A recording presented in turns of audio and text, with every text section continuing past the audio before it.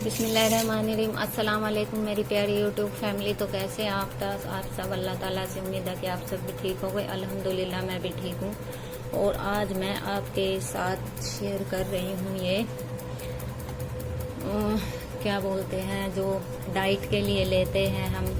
ये मैं डाइट वाली मूंग दाल, वैसे डाइट के लिए भी काफ़ी अच्छी है और वैसे भी लेडीज़ के लिए ये काफ़ी अच्छी है। ये ठंडी रहती है। ये हमें हमेशा लेनी चाहिए। मूंग दाल, जो साबुत मूंग दाल होती है, ये है वो मूंग दाल। ये देखिए, ये मूंग दाल, साबुत मूंग दाल। हमने करना क्या है, हमने जितनी मूंग दाल आप खा सको उतनी मूंग दाल हम यहाँ पे निकाल लेते हैं। ये देखिए, मैंने निकाल ली। और ये मैंने कल दोपहर को भिगोई थी। भिगो के मैंने इसको रात मैंने इसमें से पानी निकाल दिया था और फिर इसको मैंने फ्रिज के अंदर रख दिया था। ऐसे गिरे लगा के ये फूल के इतनी हो गई थी, मैंने इतनी भिगोई थी। ये देखिए, ये मेरी भीगी हुई। अगर मैं आज इसको शाम तक और रख दूंगी तो ये अंकुरित हो जाएगी। और अंकुरित, जैसे अंकुरित अनाज, अंकुरित ये दाने, ये मतलब जो काले छोले होते हैं वो, और ये अंकुरित, ये सेहत के लिए बहुत ही अच्छे होते हैं। और इनको अगर आप यूज करें तो इससे काफ़ी फ़ायदा होता है। अगर मैं इसको शाम तक रख देती हूँ तो ये अंकुरित हो जाएंगे। और ये तो वैसे भी औरत के लिए बहुत अच्छी है, क्योंकि 30 साल के बाद औरतों की जो कमर की हड्डी है ना, वो कमज़ोर होने लगती है। और कमर जो कटने की परेशानी होती है, इन्फेक्शन होता है औरतों को, कई बार बाथरूम में जलन होता है, गर्म चीज़ खाने से वो नुकसान करती है। तो जिसको ज़्यादा पेट में गर्मी है तो वो इसको लाजमी यूज कर सकता है। आप ऐसे इसको भिगो देंगे। अगर अंकुरित करना चाहे तो शाम तक अंकुरित कर लीजिए।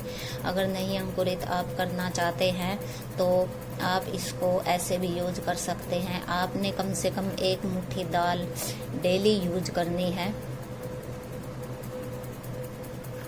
इसका रिजल्ट फ्रेंड्स बहुत ही अच्छा है। मैंने खुद इसका रिजल्ट देखा है।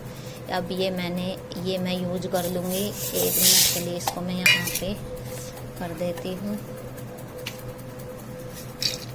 और इसमें मैं डाल लेती हूँ। अगर आप ऐसे खा सको तो ऐसे खा लीजिए, नहीं तो इसके अंदर आप प्याज कट करके, खीरा कट करके, मतलब कच्चा सैलेड जो होता है वो कट करके, नींबू वगैरह, चाट मसाला डाल के आप इसको खा सकते हैं, यूज कर सकते हैं। और चाट मसाला जितना हो सके मत यूज करिएगा, क्योंकि उसमें गरम मसाले जो होते हैं ज़्यादा होते हैं। तो नींबू और काला नमक आप यूज कर सकते हैं इसमें। तो ये मैंने अपने खाने के लिए लिया है।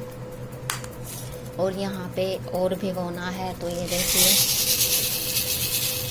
इसको हम बांध के भिगो देंगे। ये मैंने बांध ली है और इसको मैं डाल देती हूँ इस कटोरे के अंदर।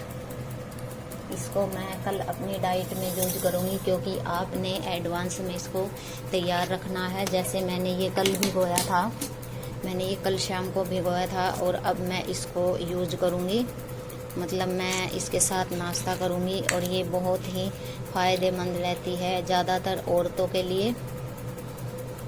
तो मैं इसको अपने खाने में लूँगी और मैंने वो वहाँ पे भिगो दिया है। तो फ्रेंड्स, आप भी ये तरीका आजमा लेंगे ना, तो कमजोरी वगैरह, इन्फेक्शन वगैरह, आपकी हड्डियों में दर्द रहना, आप सारी समस्याओं को भूल जाएंगे।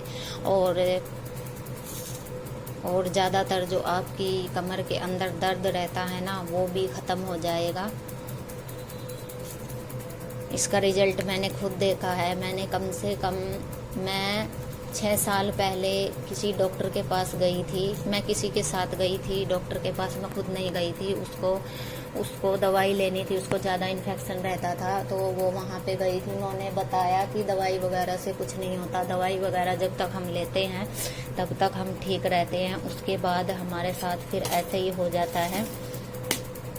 तो इसलिए वे डॉक्टर हमेशा उन्होंने बताई अपनी कि मेरी हमेशा से ये आदत है कि मैं ये मूंग दाल, हमारे सामने उन्होंने मतलब हल्का फुल्का नाश्ता किया, सवेरे उन्होंने कुछ नहीं खाया था, तो उन्होंने वहीं पे हॉस्पिटल में ही उनका घर था, उन्होंने आके ये यूज की थी। और मैंने, आप यकीन नहीं मानोगे, मैंने उस औरत को देखा तो मैं हैरान रह गई। वो कम से कम थी 60-65 साल की लेडीज थी वो डॉक्टर, और आप उसको 30 साल की भी नहीं बोल सकते। अगर आप उसको फेस टू फेस देखोगे ना तो आप उसको 30 साल की भी नहीं बोल सकते। वो इतनी मतलब यंग और मतलब जवान लग रही थी। मैं खुद हैरान हो गई, मैंने यकीन नहीं माना। तो उन्होंने अपना जो कार्ड है वो मुझे दिखाया। जब उन्होंने MBBS की थी, उनकी कितनी उम्र थी, तो सब उन्होंने दिखाया, तो मुझे यकीन आया, मैं हैरान रह गई।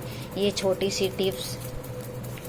सी टिप्स हमारे लिए बहुत फ़ायदेमंद है, तो ये हमें हमेशा अपनी डाइट में लेनी चाहिए। ये थी आज की मेरी वीडियो। इंशाल्लाह ताला अगले वीडियो में आपसे फिर मुलाकात होगी। तब तक के लिए अल्लाह हाफिज़।